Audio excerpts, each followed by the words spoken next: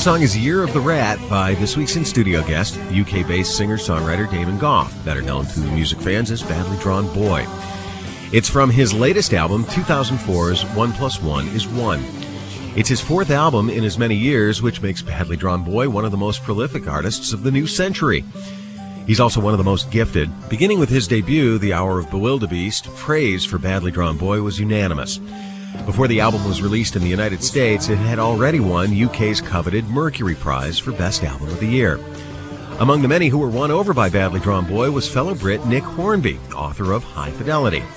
Before Damon could commence work on his second full-length Badly Drawn Boy album, Nick had commissioned him to write and perform the score of the film adaptation of his '98 novel About a Boy.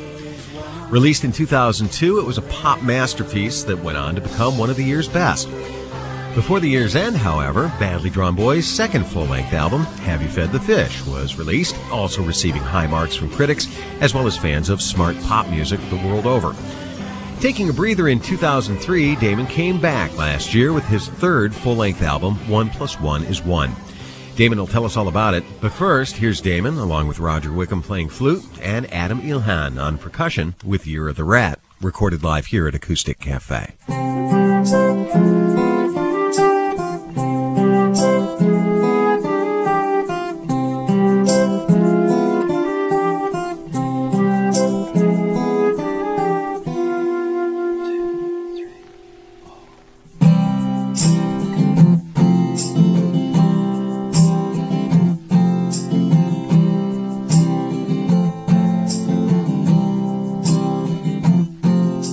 June is on the run for so long, pushed and pulled and shunned. It was so wrong, these four walls crashing in won't stop me now, 'cause I'm alive, I'm out tonight, all night. Everybody needs to know it's the year of the rat. Every day we've got to hold on, 'cause if we hold on, we could find some new energy.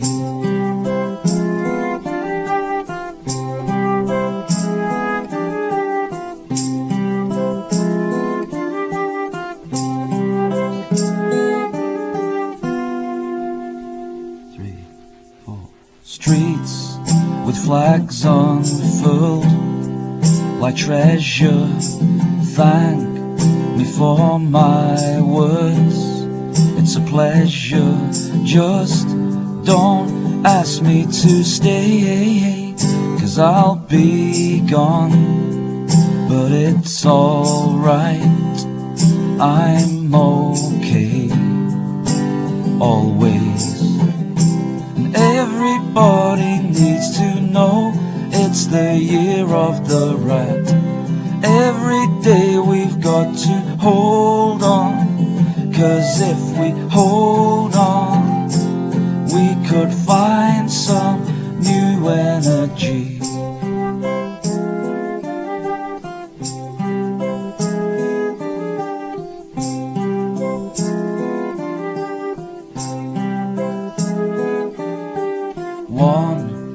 One is one, together. 1 + 1 is 1, forever. 1 + 1 is 1, together. 1 + 1 is 1, forever.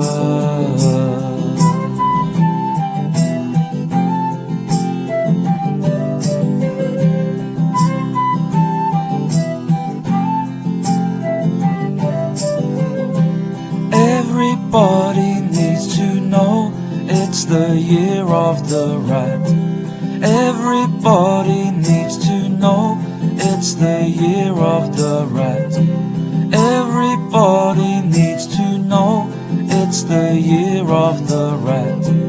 Everybody needs to know it's the year of the rat.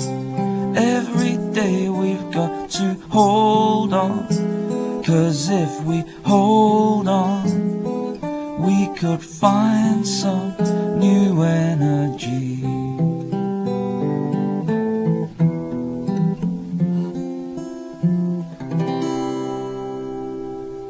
A song from the latest disc, 1 + 1 is 1. That's Year of the Rat. From our in-studio guest this week, Badly Drawn Boy. Here's Damon Gough. 1 + 1 is 1 brings you back home after 2 records done in large part in Los Angeles with Tom Rothrock. So if you could, for a moment, speak to the importance of bringing it home. Well, the true answer is it wasn't important and isn't important, I don't think.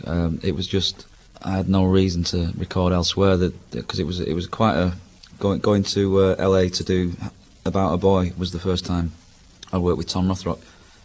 I'd listened to a lot of his work, and predominantly Elliott Smith. So we got in touch with him, and Tom happened to live in LA. He's actually born in Manchester, which is an odd connection. But so that was the deal, really. It just made sense. The film About a Boy was being edited in LA, and then it just made sense to be out there and keeping tabs on what was happening with the film, because they kept changing scenes and we'd have to rework the music a little bit to suit the scene. And then when we did the following record, Have You Fed the Fish, me and Tom really wanted to work again together on the music I was making for me. That I was trying to get back to writing stuff after doing the soundtrack for a different purpose. I wanted to do another record, and Tom was interested in doing that. So that's what took me to LA in the first place. And then when it came to doing the new album, 1 + 1, there wasn't any reason to go anywhere else. But there's no studios in Manchester, so that was the struggle to find somewhere. Yeah, I was going to ask if there's sort of a preset scene in which to drop into if you want to do a recording in Manchester. There certainly used to be, but it's really, sadly, the culture of dance music and less bands, I suppose, and just studios struggling because technology's made people able to make records. I think there's a bigger culture over here in the US that studios still exist and bands still record in studios. The choice was to where do we make this record, and Liverpool's another option. There's a couple of good studios there too, but we just happened upon the place where I've been rehearsing. Did it help actually having a lot of home things? In other words, you go home at the end of the day to family instead of going home at the end of the day and calling family. And Yeah. Did that help in the actual creative process of doing the record? And it did to a degree, and it didn't to a degree, because I found it a little bit odd to be, when you go away to, say, like I did when I went to LA, you're away for, say, 4 weeks at a time. You don't have that everyday upheaval of leaving the house. Because when I was making the record in Manchester, I'd be working late, like to 3, 4 in the morning. That's kind of how the process began to transpire. We just ended up being more creative the later the day got. So I'd get in late and then get up and just see a little bit of the kids and then go back. So it was a bit of it was better. I'd much rather have see the kids on a daily basis like that, but it was still like I had to still focus on the making of the record. Whether it influenced what the record became, I think it probably did, because I was living a life whilst making a record, whereas the two before I was just making a record and staying in a hotel, and there was nothing else to distract.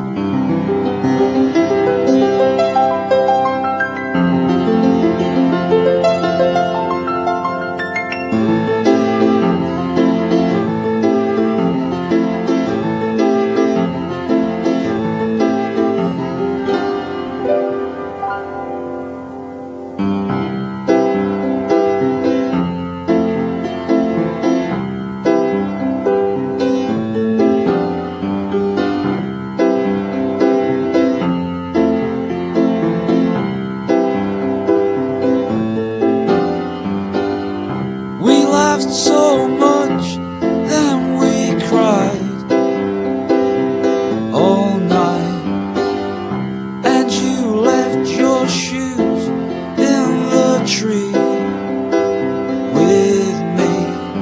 I'll wear them to your house tonight,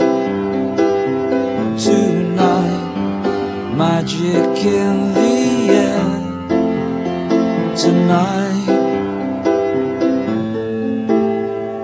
Yes, I just might try her how she made me feel today, today, today feels right.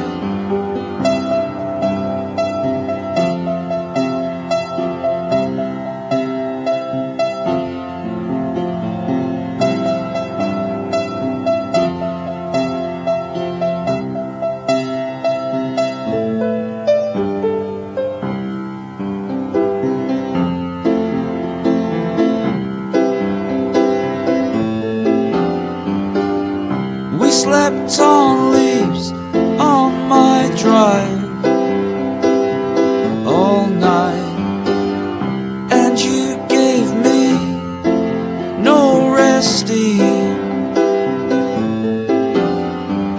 Nothing in this life for me tonight, but nothing ever seemed so bright. And if you should lose me, you will track me down again before the summer ends. 'Cause love is contagious when it's alright. Love is contagious. Love is contagious when it's alright. Love is contagious.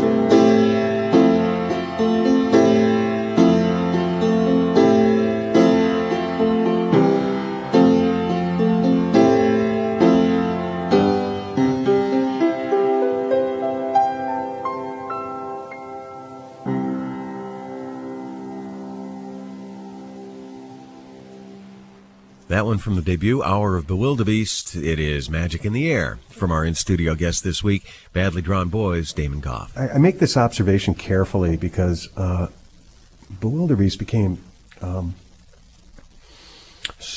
pretty big, pretty quickly, really loved by a lot of people. But 1 + 1 is 1 is the real fulfillment of the promise that was held out on Bewilderbeast. That's what I'd like more people to be saying. Yeah, I mean, I'm flattered that you say that, because I think it is. The strange thing about my career, if you can call it a career, is that I went straight from Bewilderbeast to this soundtrack, which was brilliant because it kept me working. I didn't have to worry about following up the success of Bewilderbeast, but it was a bit, it's an odd thing to do, and it took me away from my own head. And then I came out with Have You Fed the Fish, which was a reaction to what I'd gone through by doing the soundtrack, literally being successful, etc., and being away from home and 2 kids coming along, and so everything's been quite literally a kind of a reflection of what's been going on in my life. And when it came to doing the new album, it was probably the first time where I've had nothing really to write about in a way. I kind of done everything I could do, and so I was searching for things to write about. So it's a much more universal record, but the aesthetic of it is exactly what I'd been aiming towards, and I think it'll be a great stepping stone for the next record. So I think Bewilderbeast is a great moment for me. It's a great starting point, and it was all over the place. I think this new record's a bit more focused. It's kind of it's concise, and it is a record. It's like it's what you want to be doing as an artist. Just focus on that body of work, and that's it. Don't try and cram everything in like I used to try and do, and that's part of growing up and part of growing as an artist, I think. I mean, I'm quite pleased with the way it's been received generally, critically, quite rewarding really, because it's been a bit of a downer in England. It was intended to be a quieter release in terms of the point I've reached in my career. You can't go guns blazing with every record unless you're U2, and I'm considered to be fairly prolific. An album a year is kind of my aim, and I've managed to do that thus far. So inevitably, if you release that many albums in succession, one of them's got to be a fairly, let's step back, and because I can't keep working as hard as I have. My management wanted me to take a break, so just make a record you want to make, and that was good. That was what I did. I just went in and made a record I wanted to make, and I'm really looking forward to the next album, because I think it will benefit from what I went through on this one. 2, 3, 4.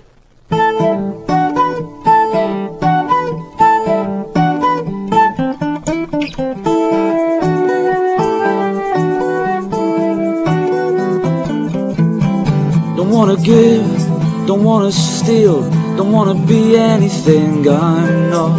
You take answers, I give questions, like some rolling monologue.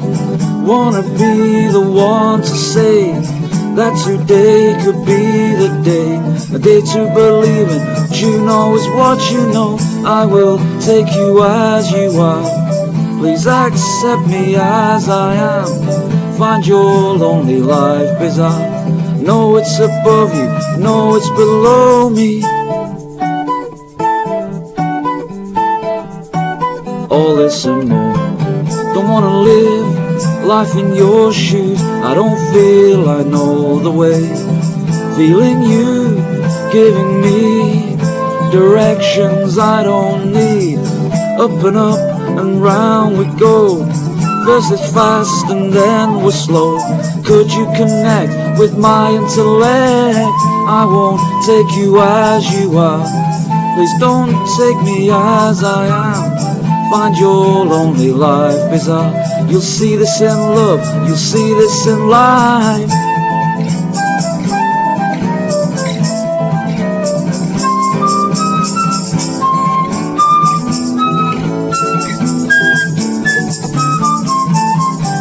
Holding all year round reception for a love with no connection. Knowing you, knowing my ignorance to modern life. Kick it.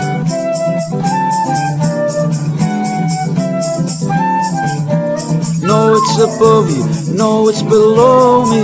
I will take you as you are. Please accept me as I am. Find your lonely life bizarre. No, it's above you, no, it's below me. I will take you as you are. Please accept me as I am. There'll be something in the wind to show us we're right, then tell us we're wrong.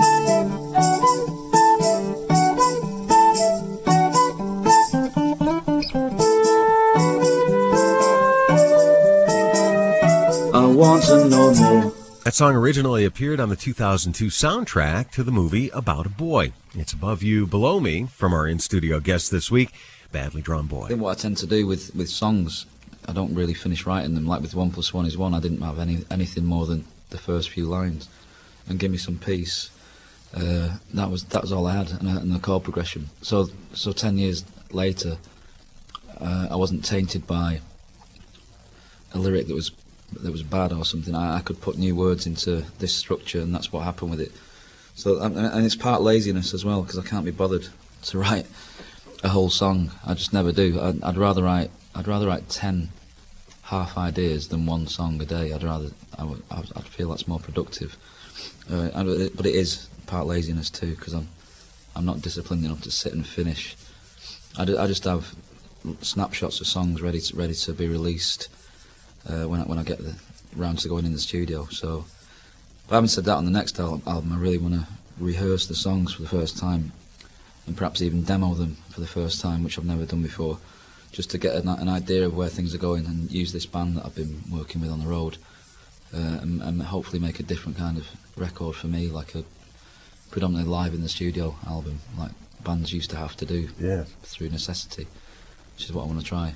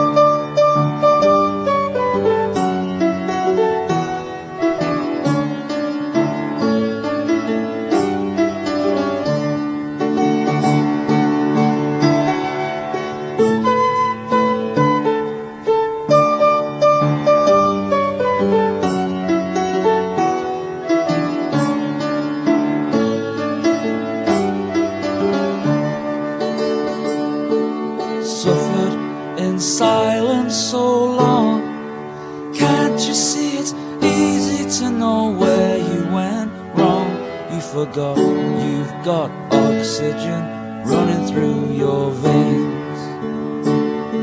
Suffered in silence so long. Don't you know it's easy to see where you went wrong?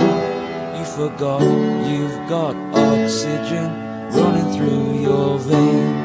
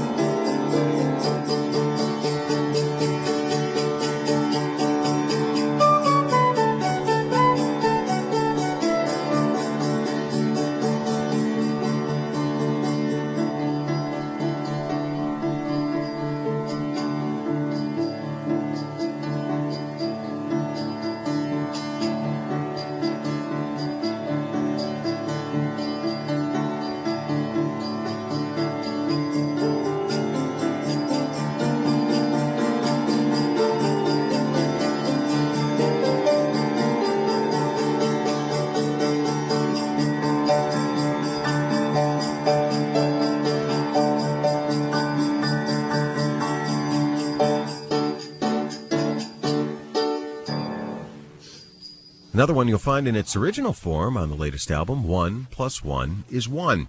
It's Holy Grail from our in-studio guest this week, Badly Drawn Boy. As we're speaking now, you are at the end of pretty much at the end of a North American tour, a couple more dates. You get to go home, which I would imagine is first and foremost. Your two children are how old? Edie, the little girl's going to be 4. Oscar, little boy's going to be 3 next March. So there's about 15 months between them.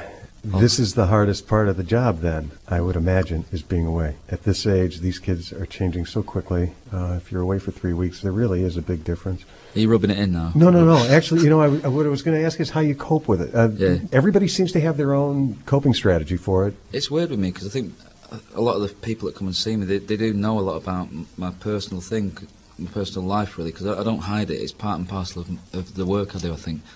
So, I mean, and I don't want to be cheesy and kind of schmaltzy talking about the kids, but you know, they don't go away, they don't go out of my mind. And I mention them on stage, I mention Claire, I show people photographs, and it's not like I'm saying, hey, look at me, I'm a dad, and it's just that it is really hard being away. It's the only hard thing left, really, in a way, because I've conquered the live thing, whether this session reflects that or not, but with the band that I've got now, and the experience I've got behind me, the live thing used to be the most problematic area in everything I do, and now it's almost a piece of cake. I think one of the coping mechanisms I've got is that I've clearly stated to everybody involved that I don't want to be away for long periods of time. We can do it in 3-week bursts, which has really worked out on this North American visit. We did 4 weeks on the West Coast, but then we went home. Anyone that had kids in the band went home. A few people stayed here and had a holiday, and Roger, who played flute, he's got a couple of kids as well. So we went back for 10 days, refreshed ourselves, saw the kids, the family, and then came back. It was really worth doing it. It worked well. When you're home, do you have to carve out time to work, or is it all part and parcel? It's just all sort of, it's family, it's work, it's recording? I'm really hoped by now that I would have worked a routine out, and I really haven't got one at all. But it's working, whatever it is. I mean, to be sat here without really being too desperately worried about what I'm going to do on the next album, I'm really waiting to get in there. Whatever I do, what the system I've got, or lack of system that I've got, seems to be working, because I tend to just grab any second or half hour I've got in the day to just sit and strum the guitar and switch on my Walkman and record the idea, and then they start to swim around your head, and then eventually you've got this pool of ideas, and then I'm ready to try them out with the band. So I just my structure, my daily structure is abysmal, but that seems to be the way I live my life. I get, if I get up to take Edie to school, she's just started mornings at school, I'll have like a couple of hours in the morning where I can just do something, or otherwise it's the other end of the day after the kids are in bed, and I can sit and strum the guitar, and that seems to be it. I mean, I've had studios in the past which I didn't really enjoy. I mean, I maybe could go back to doing that now, just have a little workspace, not even a great studio like this, just something simple, a little room that is the room I go to. But I tend to sit in the kitchen and watch the telly and strum the guitar, and that's where the magic occurs.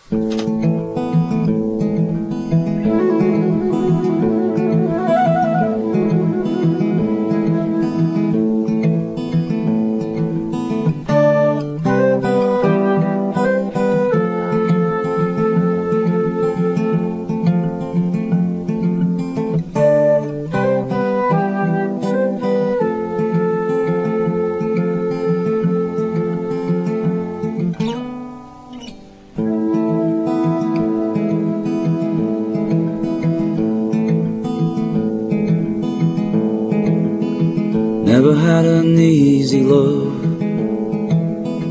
never had an easy love like the one I'm dreaming of. Find the hand that fits the glove of love, of love.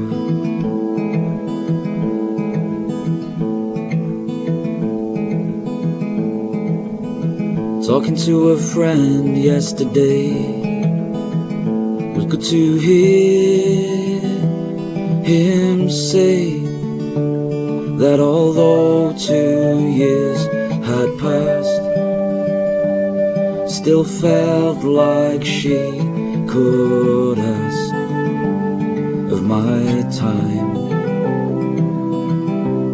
of my time.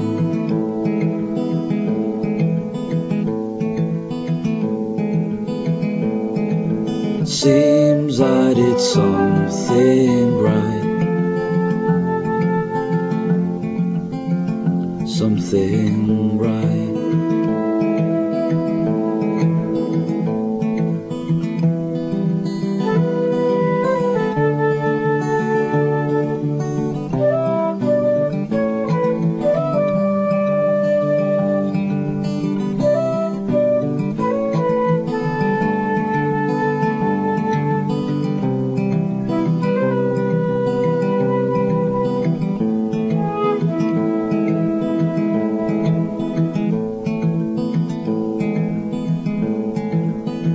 Looking for another pearl.